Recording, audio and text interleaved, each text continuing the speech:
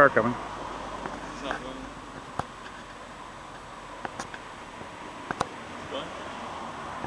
Hey guys, here it is after 6 days. Not working too hard or anything.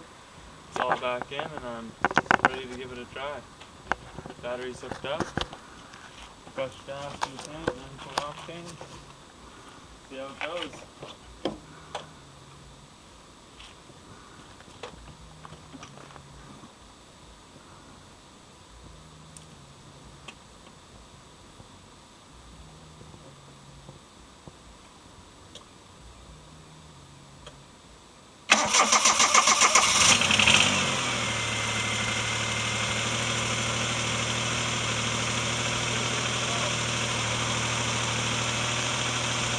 Sounds a lot quieter, a lot tamer with the new exhaust system on it than the other car. But you can still tell that it's got the lope. Seems to be running pretty good. If anything, maybe it'd take a little longer for the fresh gas to make it through the line, but I'd say that's even a better success than I was hoping for. That's pretty good there.